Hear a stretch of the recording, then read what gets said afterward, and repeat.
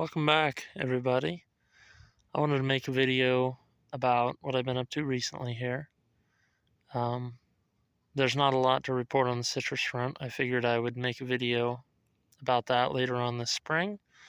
But right now, we are going to talk about these. So, I have been purchasing this spring, and I plan to do a long-term test on this. We're going to be trialing curl-free peach varieties. Curl-free peach varieties. And that's what these are. I think we have 8 trees in total that are supposed to be curl-free. Right here in front of us is the Oregon curl-free peach. I got this from One Green World. It's kind of a small peach tree, but this is how we could get it this year. They didn't have any bare roots, so it's a small potted tree. Went in the ground. It was relatively inexpensive, but compared to bare root trees, it was pretty expensive.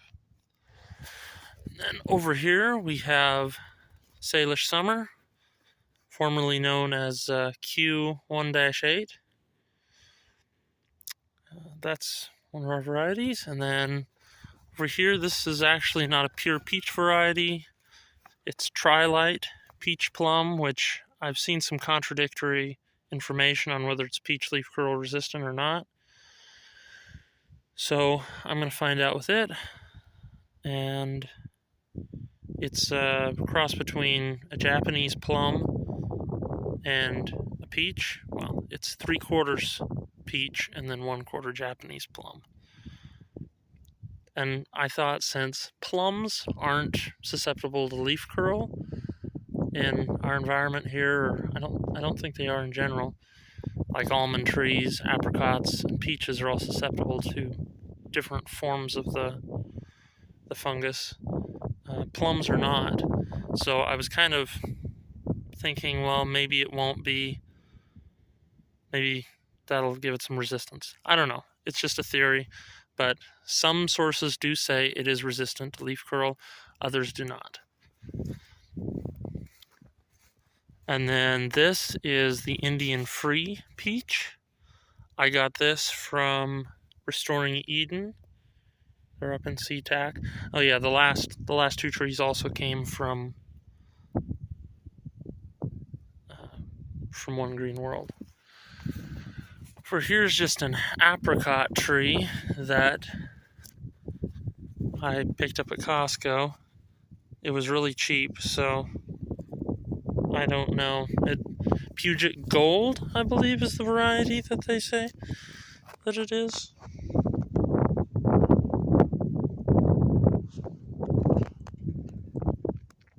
Anyway.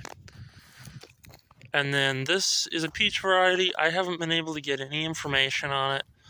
I even looked into the nursery that these trees are sourced from. I got this from Costco too. It just says on it, semi-dwarf curl-free peach. And then I even looked into the nursery that it came from originally, and I can't find information on what cultivar this might be. So on all my little maps, it just says Costco curl-free peach. And then over here we have a frost peach, which I got this from a kind of an obscure little local nursery, so I don't expect anybody to know what they are or that place is. But yeah, it's a frost peach, semi-dwarf. We can grow pretty big trees here, and I'm not too worried about it. So then I have 3 more varieties in trial as well. This being one of them. This is, I think you say it Lant Peach, Landt. I got it from One Green World as well. And then this over here is a Charlotte Peach. So yeah, 9 trees, but I basically consider 8 of them to be peaches, even though the one is the Tri-Lite peach plum, but so yeah, peach trees in the Northwest are really susceptible to leaf curl. So I'm going to be trialing these varieties, and we'll see.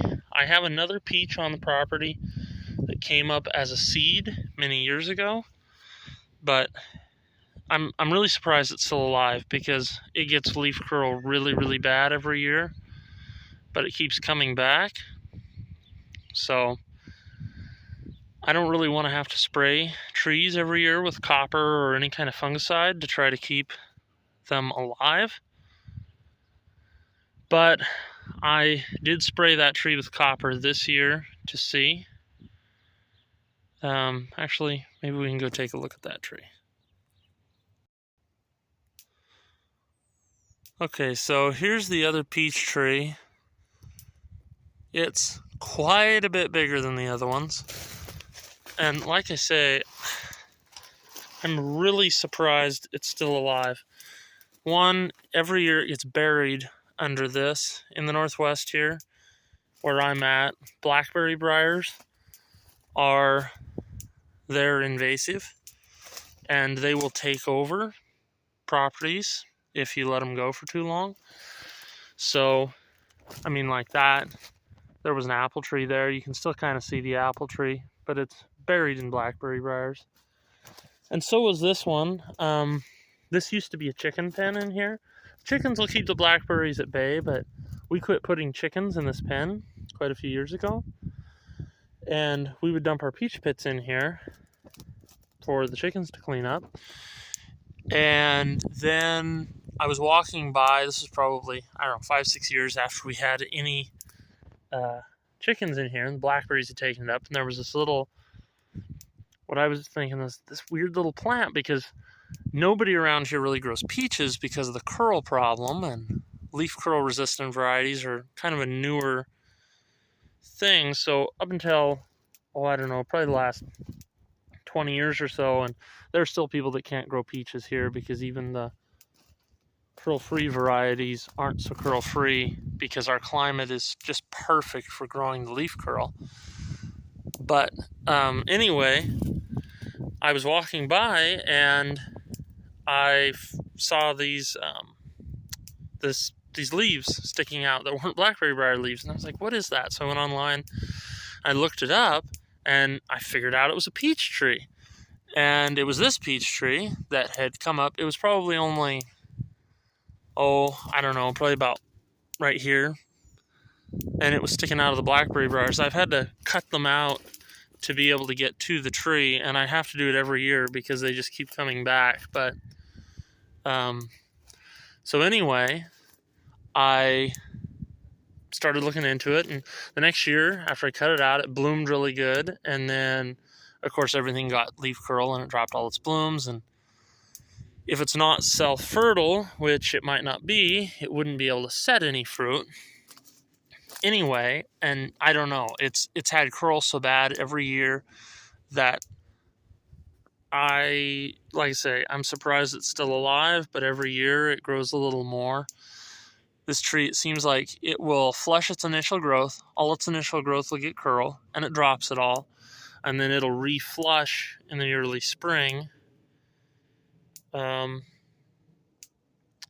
This variety is probably a seedling from in Alberta. Those are the kinds of peaches that we would buy generally. But anyway, I have sprayed it with the copper fungicide this year, but like I say, I don't want to have to do that. But I did this year just to see if I could get it to set any fruit. Especially since I have all the other trees over there, I can get a Q-tip and cross-pollinate them. Because this tree's actually a fair ways from those other ones. I mean, theoretically, if it was a straight shot, it would be close enough that they could pollinate each other. But there are buildings in between, and so it's not really a straight shot for pollinators. So anyway, these are all my peach trees, and I'm trialing them, and I'll probably add more varieties in the future. and give updates, especially after all the small trees leaf out. And after this one leaves out this year, I'll have to make another video showing it. So, all right. Thanks for watching.